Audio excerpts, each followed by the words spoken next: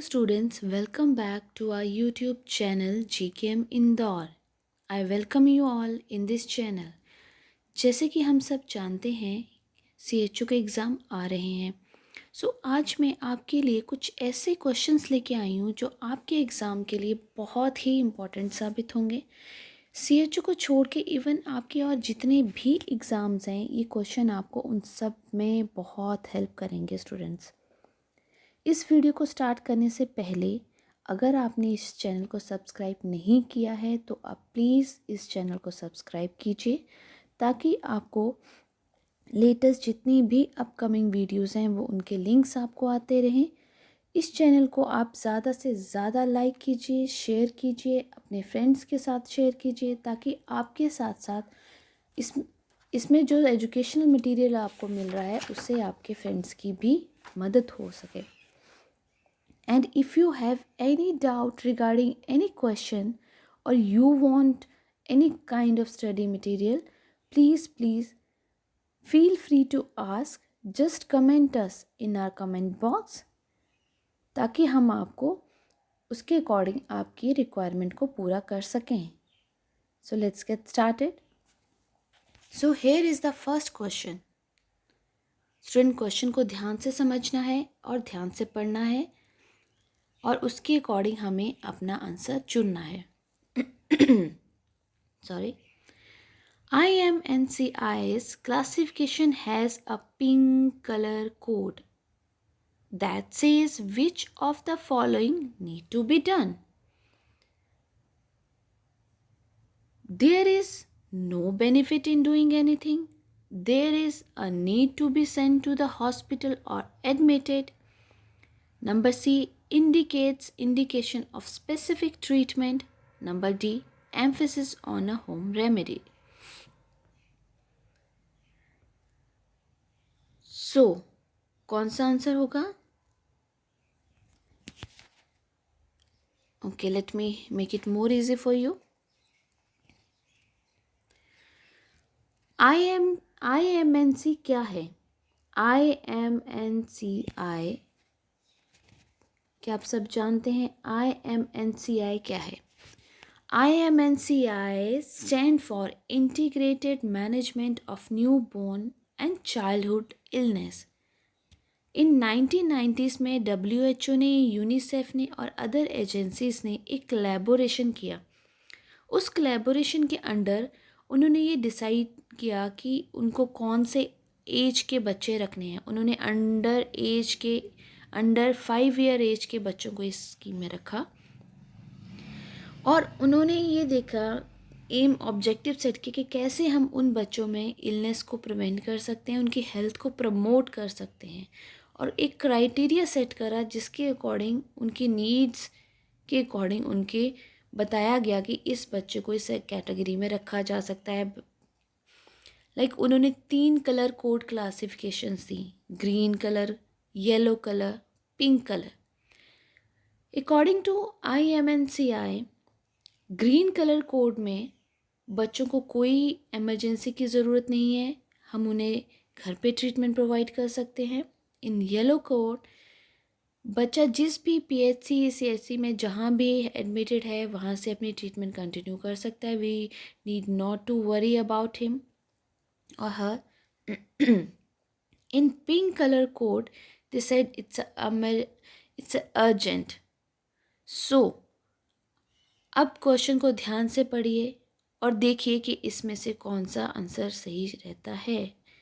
जो उसने pink colour code की क्लासिफिकेशन दिया था, हमें उसमें से इन ऑप्शंस में से क्या करना चाहिए? Yes, very right. Option B, students. There is a need to be sent to the hospital or admitted according to their color code classification. Right. So next, let's move to the next question. Here we are. World Health Day is celebrated on. ये बहुत easy questions हैं और हम सबको आता है, आना भी चाहिए. जो वर्ल्ड हेल्थ डे है ये कौन से दिन पे मनाया जाता है और वर्ल्ड हेल्थ डे होता क्या है, ये किस लिए रखा है, क्या आप जानते हैं? जो वर्ल्ड हेल्थ डे है वो क्यों मनाया जाता है? इस दिन को मनाने का मतलब है कि दुनिया में अच्छी स्वास्थ्य सुविधाएं पहुँचे हर एक इंसान के पास, हर एक कोने में। इसका ये एक मोटिव था।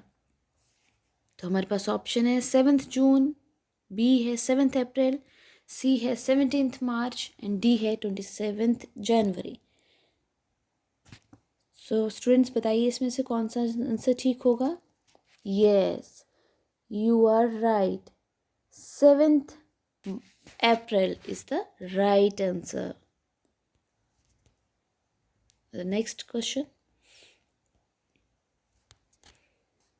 Question number 3.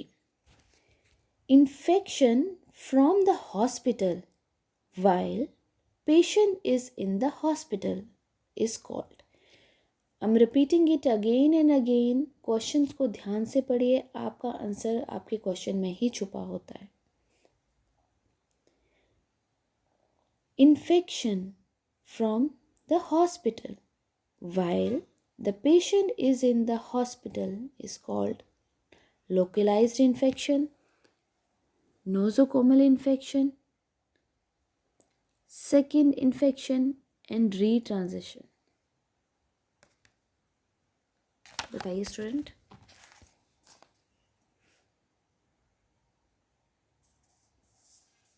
यस, ये इस क्वेश्चन का आप आंसर जानते होंगे।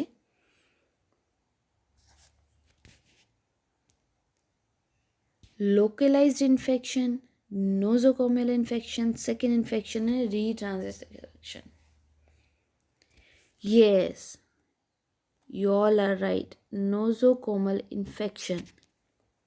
नोजोकोमल इन्फेक्शन को हम हॉस्पिटल एक्वायर्ड इन्फेक्शन भी बोलते हैं। लाइक कोई सर्जरी हो रही है, कोई प्रोसीजर हो रहा है ड्यूरिंग द टाइम ऑफ, पर ये जो इन्फेक्शन नोजोकोमल इन्फेक्शन होता है ये एडमिशन के टाइम नहीं होता। It starts 48 hour after the admission. जब पेशेंट हॉस्पिटल में एडमिट हो जाता है उसके 48 आवर्स के बाद होता है, उससे पहले नहीं होता। लाइक हमने कोई प्रोसीजर करा, उसे कैथेटर इंसर्ट करा, तो अगर उसे यूटीआई हो गया, यूरिनरी ब्लैडर इन्फेक्शन हो गया, हम उसका कोई ऑपरेशन हो रहा है, कोई वुंड सर्जरी हो रहा है, तो उस ड्यूरेशन में उसे इन्फेक्शन हो गया, तो इस इन्फेक्शन को जो पेशेंट को हॉस्पिटल में मिलता है उसे हम कहते हैं nosocomial infection.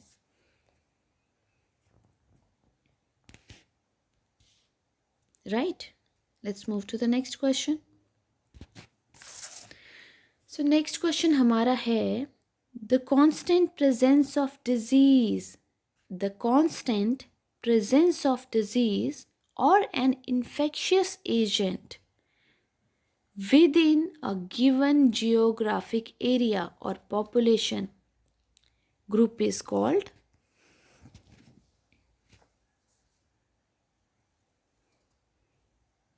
I'm repeating it again. The constant presence of disease or an infectious agent in given geographic area or population is called endemic, pandemic, epidemic and sporademic. हाँ जी, anyone?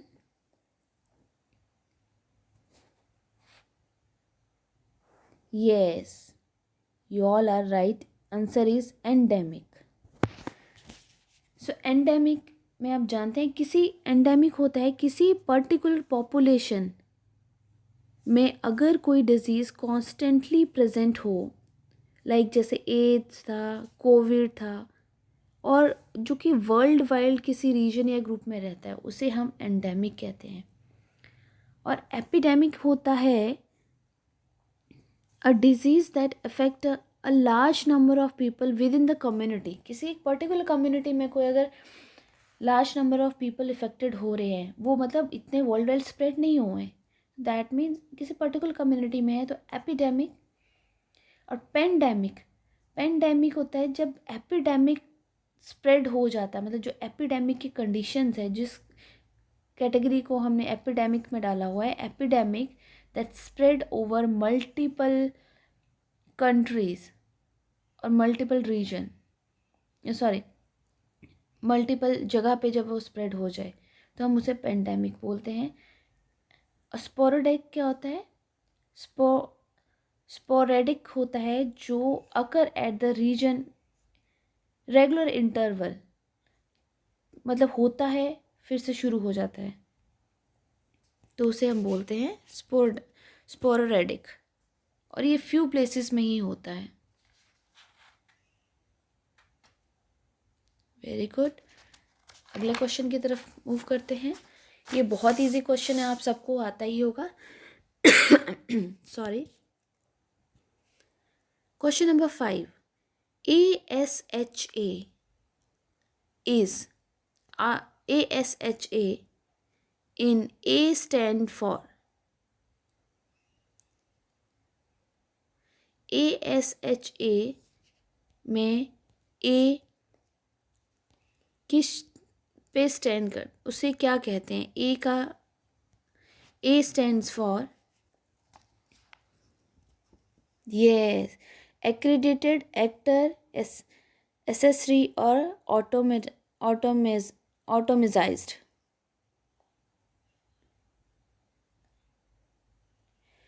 Accredited actor, accessory, automized. Yes, right answer is accredited. इसमें इसका role क्या, अच्छा का role क्या होता है? ये आइडेंटिफाई करती है कितनी कम्युनिटी में कितनी प्रेगनेंसीज हैं, न्यू कपल्स कितने हैं, पूरा डेटा मेंटेन करती है, वहाँ पे day to health records maintain करके रखती है. ठीक है. सो हम अगले क्वेश्चन की तरफ मूव करते हैं. ये भी बहुत इजी क्वेश्चंस हैं. आई होप आप सबको आता होगा ये क्वेश्चन. तो क्वेश्चन है, ड्यूरिंग प्रेगनेंसी के टाइम पे at least how many time ANM should do antenatal checkup visit. इसमें पूछा गया है ANM को कितने एंटीनेटल चेकअप करने चाहिए जब कोई लेडी प्रेग्नेंट है.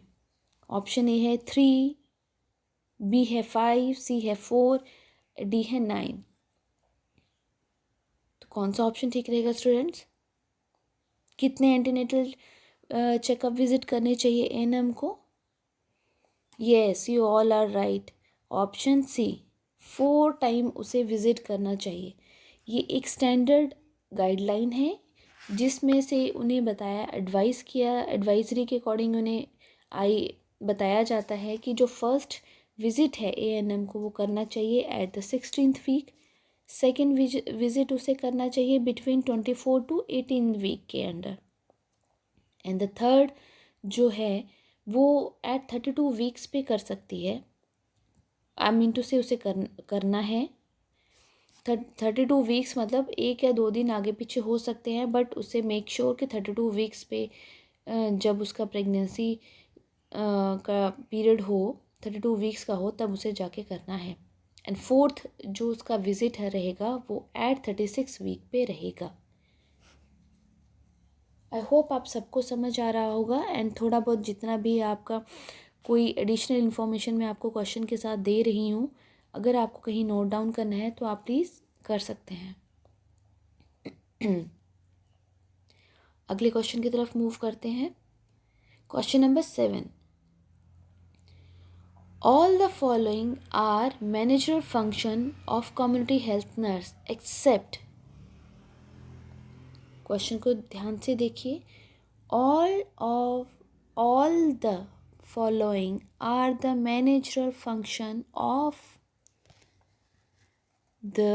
a community health nurse except, मतलब ये जितने जो हमें फंक्शंस दिए गए हैं इसमें कम्युनिटी हेल्थ नर्स के जो मैनेजरल फंक्शन होते हैं, जिसमें से नर्स जो डिसाइड करती है कि हमें उसे कैसे चीज़ों को करना है।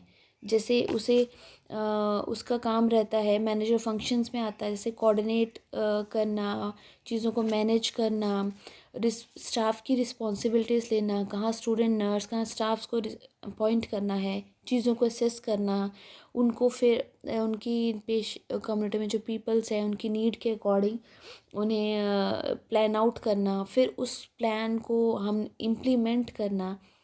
ठीक है। और अगर कोई एजुकेशनल एक्टिविटी चल रही है तो उसमें उस प्रोग्राम में हेल्प करना, लोगों को असिस्ट करना। तो these all are the managerial function of community health nurse. So आपको बताना है कि इनमें से कौन सा नहीं है, एक्सेप्ट कौन सा नहीं है।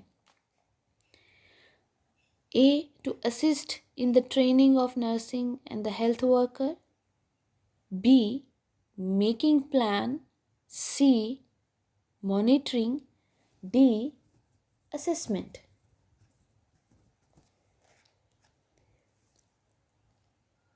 हाँ जी, चुनिए कौन सा आंसर ठीक रहेगा। अभी मैंने आपको थोड़ा सा ब्रीफ में बताया है कि उसके मैनेजर फंक्शन रोल क्या रहते हैं। Yes, you all are right. हमने देखा कि उसमें से ट्रेनिंग, एजुकेशनल ट्रेनिंग पर्पस पे भी वो काम करती है, प्लान्स भी बनाती है, असेसमेंट भी करती है। एक जो मॉनिटरिंग है वो नहीं करती। So except this, so this one is the right answer. चलो आगे मूव करते हैं। Question number 8, on giving. Question को ध्यान से समझना है और उसे पढ़ना है। तो मैं इसलिए दोबारा से रिपीट कर रही हूँ आपके लिए।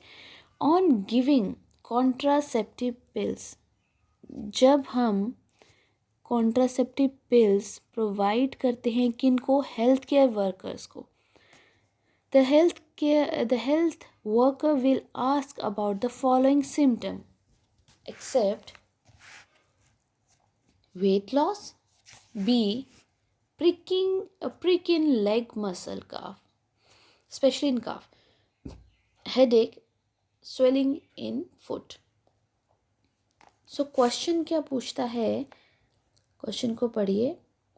On giving contraceptive pills, health care worker will ask about the following symptom. के वर्कर फॉलोइंग सिम्टम के लिए पूछेगा, उसे पता होता कि ये क्राइटेरिया है जिनके बारे में उनको उसने पूछना है कि इसका क्या, जो कॉन्ट्रासेप्टिव पिल्स खा रहे हैं वो दे रहे हैं उसका क्या फ़ायदा है, क्या नुकसान है, वो ये सारी तो पूछेगा। पर इसमें से ऐसा कौन सा है जो वो नहीं पूछेगा। तो इसमें पूछा है आपको, एक्सेप्ट कौन सा ऐसी चीज़ है जो वो नहीं पूछेगा। एक्सेप्ट का मतलब होता है जितनी हमें दी गई हैं उसमें से वो कौन सी ऐसी चीज़ है जो नहीं नहीं पूछेगा। सो क्वेश्चन का आंसर क्वेश्चन में ही है। देखिए, पढ़िए क्वेश्चन को। थोड़ा सा मैं आपको बताना चाहूँगी कि जो कॉन्ट्रासेप्टिव पिल्स होते हैं उनका साइड इफ़ेक्ट क्या होता है। कॉन्ट्रासेप्टिव पिल्स का साइड इफ़ेक्ट जो होता है वो है वेट गेन। सो मैं आपको हिंट दिया है, आप क्वेश्चन का आंसर देखिए।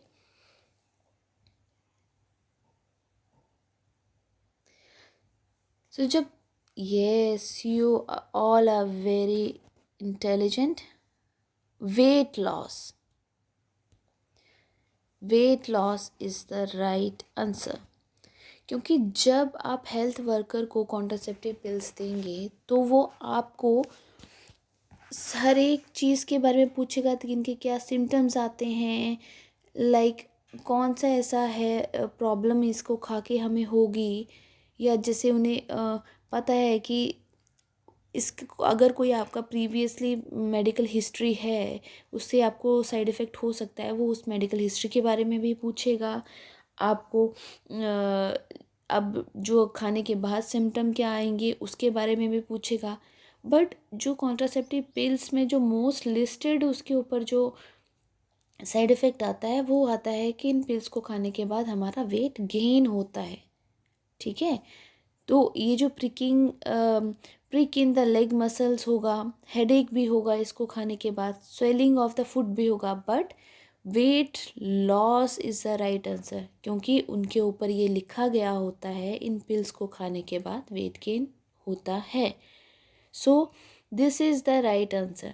So on giving the contraceptive pills, the health worker will ask about the following symptom. Health worker को सारे सिम्टम पता होंगे, उसे वेट लॉस का नहीं पता होगा क्योंकि पिल्स के ऊपर लिखा होता है कि वो वेट गेन करता है. सो this one is the right answer. So next question की तरफ मूव करते हैं. क्वेश्चन नंबर 9 बहुत इजी क्वेश्चन है. Risk of vertical transmission of HIV is higher in antenatal period, intranatal period, postnatal period and breastfeeding. So student again ये बहुत important question है, बहुत easy है, तो इसमें थोड़ा सा गलती भी हो जाती है. तो आपने क्वेश्चन को ध्यान से देखिए वो क्या पूछ रहा है एग्जामिनर. यस, कोई बता सकता है इसमें से ठीक क्वेश्चन कौन सा है, आंसर कौन सा है, सॉरी, इस क्वेश्चन के अकॉर्डिंग कौन सा आंसर सूट करेगा. हमें बताना है कि वर्टिकल ट्रांसमिशन जो होता है HIV के टाइम पे कौन से पीरियड में, जब लेडी प्रेग्नेंट होती है तो कौन सा आप जानते हैं ना पीरियड्स कितने कौन कौन से रहते हैं, antenatal period, postnatal period, intranatal period, right. तो आपको बताना है कि कौन सा ऐसा पीरियड है जिसमें HIV के इन्फेक्शन को ट्रांसमिट होने के चांसेस ज़्यादा रहते हैं. Yes, intranatal period is the right answer.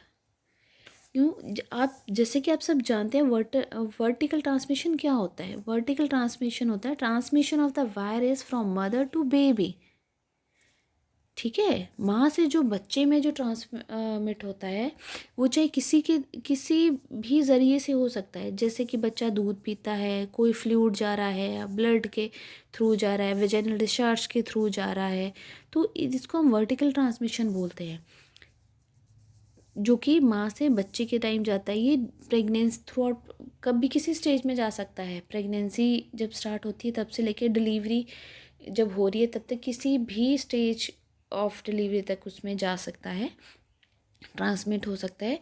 But इसमें हमें ये देखो एग्जामिनर ने सारे ऑप्शंस हमें दिए हैं, पर हमें उसमें पूछा गया है कि हायर कौन सा पीरियड है जिसमें हायर ट्रांसमिशन होती है. ट्रांसमिशन तो होती है बट कौन सा पीरियड इसमें हायर ट्रांसमिशन होती है, that is the intranatal period, right. चलो अगला क्वेश्चन की तरफ मूव करते हैं.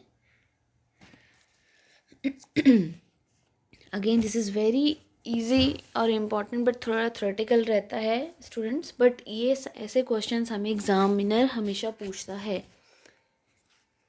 Who founded the International Red Cross. Who founded the International Red Cross. हमारे पास ऑप्शन है John Brant, Lord Davison, C JD Rockefeller, D Henry Dunant. So ये चार नाम हैं, इनमें से आपको बताना है कि किसने इस रेड क्रॉस को इनिशिएट किया था, किसने स्टार्ट किया था, किसने इसके बारे में इजाद करी थी. सो आप जानते हैं रेड क्रॉस फाउंडेशन क्या है. ये एक इंटरनेशनल कमेटी है, ठीक है, जिसको हम ICRC के नाम से भी जानते हैं. थोड़ा याद आया. और ये red cross society, red cross जो है फाउंडेशन, ये क्या करती है, ये इंश्योर करती है, it ensuring the humanitarian protection and assisting for the war victim. So अभी थोड़ा कुछ याद आया होगा. तो ये किसने स्टार्ट किया था, थोड़ा सा और इलेबोरेट करती हूँ मैं। ये रेड क्रॉस जो एक संगठन था, ये बनाया गया था स्पेशली जो वॉर विक्टिम लोग हैं उनके हेल्प के लिए, उनके फर्दर डेवलपमेंट के लिए। Yes, you all are right. Option D is the correct answer, Henry don't. चलिए अगले क्वेश्चन की तरफ मूव करते हैं।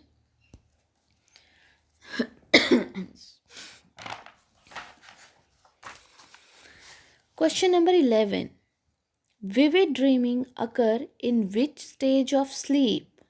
I am repeating it again. ध्यान से पढ़िए। vivid dreaming occur in which stage of sleep? Option A, delta stage. Option B, stage 1 NREM. Stage C, REM stage. D, stage 2 NREM. So question को पढ़ने के पहले, आपको आंसर देने से पहले आपको पता होना चाहिए, आपके दिमाग में आना चाहिए कि ये जो एग्ज़ामिनर पूछ रहा है, ये विविड ड्रीमिंग क्या होती है, ये और ये कौन सी स्लीप स्टेज में आती है। तभी आप अपने आंसर दे पाएंगे कि इनमें से आपका कौन सा आंसर ठीक है। Any one of you?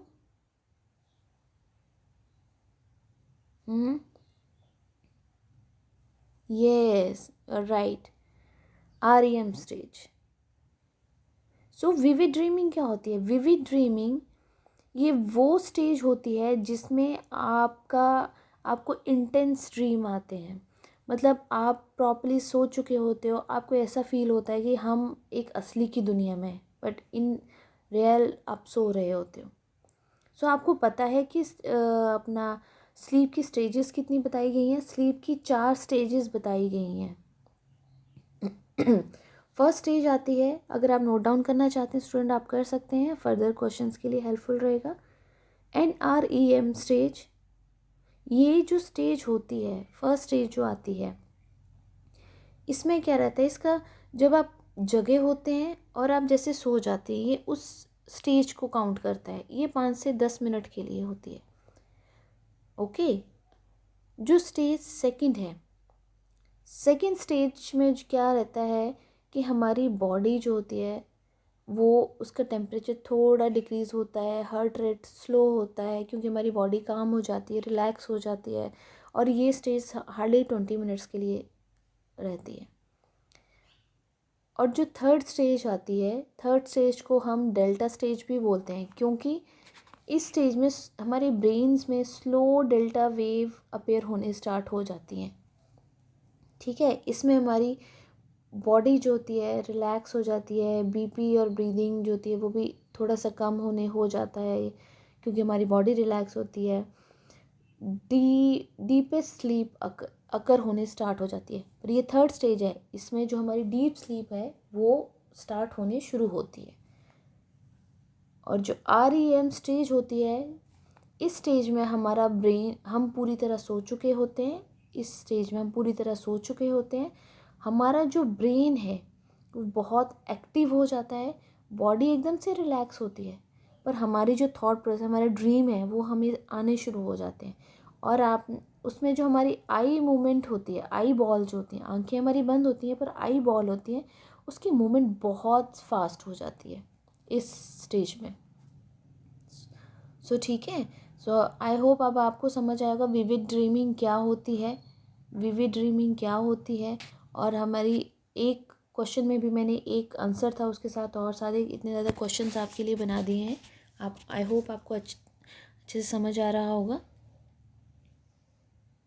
चलिए नेक्स्ट क्वेश्चन की तरफ मूव करते हैं। Maslow hierarchy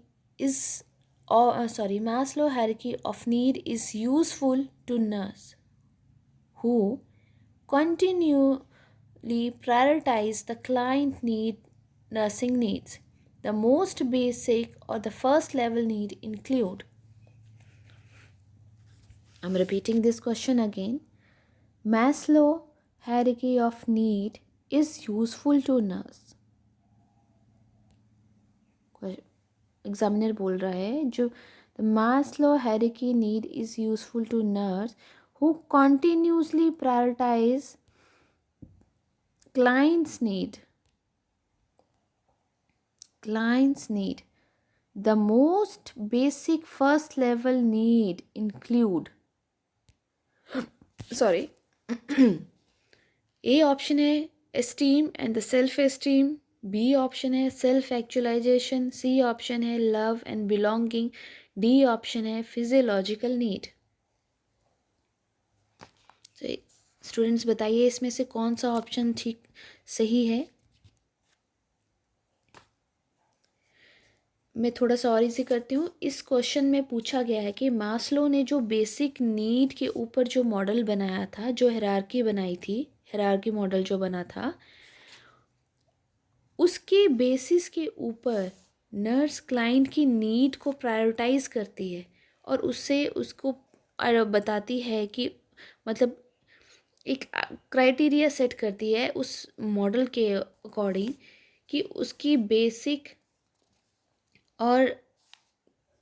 नीड्स क्या हैं, पेशेंट क्या चाहता है। तो उसके अकॉर्डिंग हमें बताना है, जो मास्लो ने जो थ्योरी दी थी उसके अकॉर्डिंग हमें बताना है कि कौन सा ऑप्शन इस आंसर के लिए सेट रहेगा कि उस मास्लो ने जो मोस्ट बेसिक और फर्स्ट लेवल नीड क्या बताई थी अपने जो मॉडल में, जो हायरार्की मॉडल बनाया था उसमें से कौन सी बताया था ना उन्होंने कि फर्स्ट लेवल पे ये रखे, ये नीड होती है पेशेंट की, फिर उसको सेकंड पे ये जाता है, थर्ड पे ये, फोर्थ पे ये, फिफ्थ पे ये। तो हमें वो बताना है कि जो फर्स्ट लेवल पे जो उसने सेट करा था हायरार्की वो क्या था। Yes, you all are right, physiological need. आपको याद होगा जो मास्लो ने हायरार्की बनाई थी उसमें उसने फर्स्ट लेवल पे बोला था कि ये फिज़िकल नीड फर्स्ट लेवल पे रखा, फिजियोलॉजिकल नीड्स होंगी। सेकंड पे उसने रखा था कि अपना हमें सेफ्टी चाहिए। थर्ड पे उसने रखा था सोशलाइज। फोर्थ पे रखा था अपना, फोर्थ पे सॉरी उसने अपनी सेल्फ एस्टीम्स को रखा था, ठीक है। और फिफ्थ लेवल पे उन्हें सेल्फ एक्चुअलाइजेशन को रखा था, ठीक है। तो ये उसने हायरार्की बनाई थी, उसमें उसका फर्स्ट बेसिक जो बेसिक फर्स्ट लेवल नीड थी वो थी फिजियोलॉजिकल नीड। नेक्स्ट क्वेश्चन की तरफ मूव करते हैं। Question number 13, health maintenance programme for older people in the community are the follow except. आपको फिर से ये क्वेश्चन ध्यान से पढ़ना है जो कि एग्जामिनर ने पूछा है। देखिए, हेल्थ मेंटेनेंस प्रोग्राम बनाया था ओल्डर पीपल्स के लिए, जो कम्युनिटी में जो बूढ़े लोग रह रहे हैं उनके लिए जो हेल्थ मेंटेनेंस प्रोग्राम बनाया था उसमें से ये चीज़ें फॉलो हो रही हैं। उसमें से मतलब एक वो हमें बताना है कि इसमें से ऐसी कौन सी चीज़ है except health maintenance programme of older people in the community are follow accept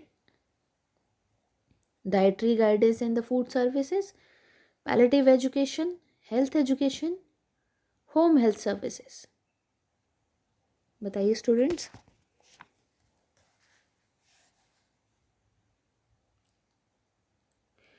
ये जो हेल्थ मेंटेनेंस प्रोग्राम है इसमें ओल्डर पीपल की हेल्थ को मेंटेन करने के लिए कुछ स्टैंडर्ड चीज़ें सेट करेगी इस प्रोग्राम के तहत। उनमें मतलब डिफरेंट केयर्स बताई गई, डिफरेंट सर्विसेज बताई गई जिसको उन्हें फॉलो करना है ताकि ओल्डर पीपल्स की हेल्थ को मेंटेन रहे। हम उनकी जैसे बीमार पड़ने या डिजीज़ कंडीशन को कम कर सकें, अगर वो कोई इन्फेक्शन है, कोई इंजरी है उसको प्रिवेंट कर सकें। तो वो डिफरेंट केयर प्लान और केयर सर्विसेज प्रोवाइड करी गई हैं इस प्रोग्राम के तहत। तो हमें बताना है कि कौन सा ऐसा है जो नहीं है। और इस प्रोग्राम में बताया गया था कि हमें उनकी क्वालिटी को इम्प्रूव कैसे करना है पेशेंट्स की, ठीक है, ताकि मतलब तो उस चीज़ को हमें देखना है कि कौन सी ऐसा केयर है जो उसमें नहीं दिया गया। Dietary guidance and food services है इस प्रोग्राम में, हेल्थ एजुकेशन भी प्रोवाइड करते हैं, होम हेल्थ सर्विसेज भी प्रोवाइड करते हैं ओल्ड एज के लिए। सो ये जो पैलेटिव एजुकेशन है, पैलेटिव केयर है, ये है जिसको वो फॉलो नहीं करते। ठीक है,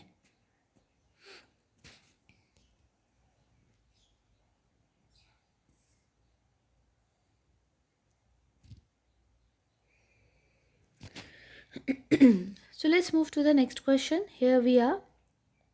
The elderly individual is at greater risk for dehydration than the middle-aged adult because, I'm repeating it again, the elderly individual at greater risk for किसके लिए? Dehydration के लिए, than the middle-aged group. क्यों? उसका रीज़न इसमें दिया है, हमें ऑप्शन में सही आंसर ढूंढना है। A option, the elderly have more muscle mass. B, the elderly drink little fluid. C, their bodies are almost 80% water. D, compensatory mechanism work less efficient. So बताइए इसमें कौन सा ऑप्शन सही रहेगा students? Yes, you are very close to the answer.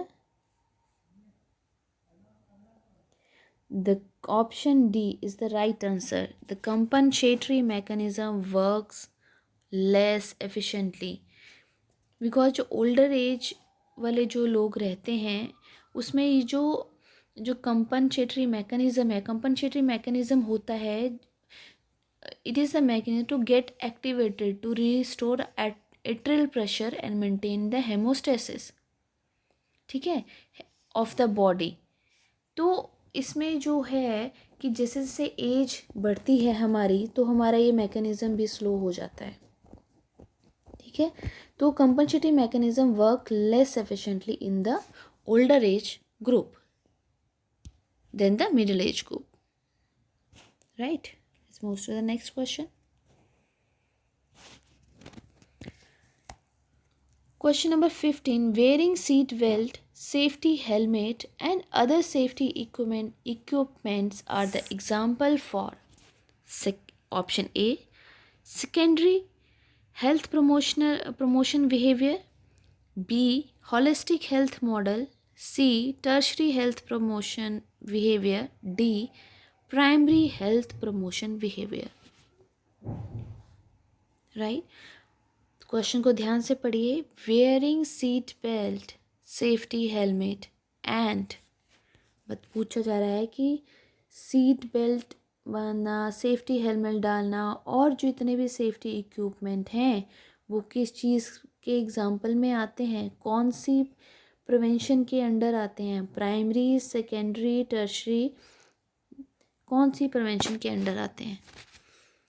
बहुत easy question है student, थोड़ा सा ध्यान से पढ़िए इसे, आप आंसर बता पाएंगे।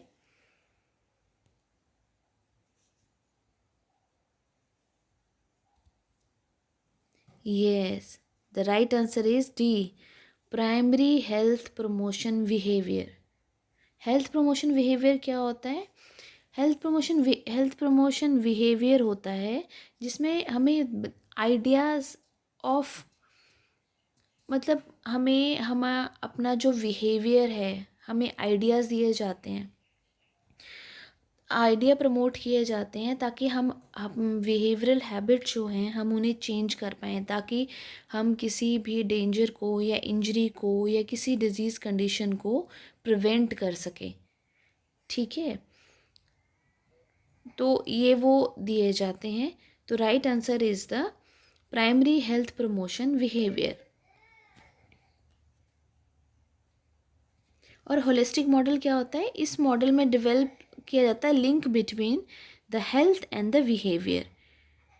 जो मॉडल रहता है इसमें हेल्थ एंड बिहेवियर के अकॉर्डिंग जो रिलेशनशिप होता है उसको डेवलप किया जाता है। सेकेंडरी हेल्थ प्रमोशन बिहेवियर कौन सा रहता है, जब प्राइमरी हेल्थ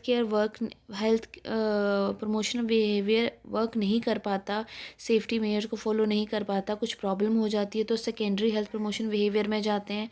और सेकेंडरी हेल्थ प्रमोशन बिहेवियर में अगर फिर से फर्दर कोई प्रॉब्लम आ रही है, उसको कंट्रोल नहीं कर पा रहे, तो वो फिर बिगर लेवल पे जाते हैं, that is the tertiary health promotion behaviour. I hope आपको समझ आ रहा होगा। Let's move to the next question, that is the question number 16। Which vaccine given to form the blister and heal by itself and form the permanent scar after administration? So question को ध्यान से देखिए, आपको इसमें answer मिल जाएगा। बहुत easy question है, एग्जामिनर क्वेश्चन इजी पूछता है पर थोड़े से ट्विस्टेड पूछता है। Which vaccine given to form blister and heal itself and make a permanent scar after admission? तो वो कौन सा है students? Yes, you all are right, that is the BCG, जो एट बर्थ पे दी जाती है, लाइव एटोनेटेड वैक्सीन होती है ये, राइट। अगले क्वेश्चन की तरफ मूव करते हैं। विच वैक्सीन कैन बी फ्रोज़न? इनमें से कौन सी वैक्सीन है जिसको फ्रीज किया जाता है?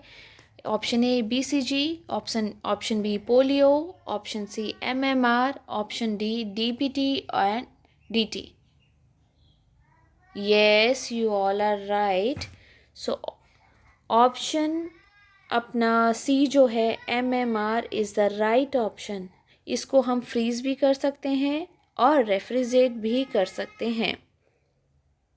Very good, so option C is the right answer. Let's move to the next question. So next question is which of the following is not an injectable contraceptive? इसमें से पूछा गया है कि इनमें से कौन सा, ये जो हमें ऑप्शन दिए हैं इनमें से कौन सा ऐसा ऑप्शन है जो इंजेक्टेबल नहीं है, मतलब मैं इंजेक्शन के थ्रू नहीं देते, खाने के लिए नहीं देते, तो वो कौन सा ऑप्शन है? Option A DMPA, option B NETEN, option C DMPASC and option D Progestasert. ये थोड़ा सा ध्यान से पढ़िए, आपको आंसर क्वेश्चन में ही आंसर मिलेगा। Yes, the right answer is option D, that is the Progestasert. Progestat is not an injectable, not a medicine. It is the intrauterine device. So the right answer is D. So hope you like the video.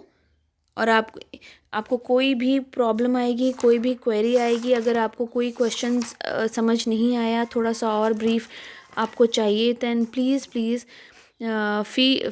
Feel free to ask us. हमें अपने comment box पे अपने comment डालिए, तो उसके according आपको हम revert करेंगे। And hope you like the video. Thank you.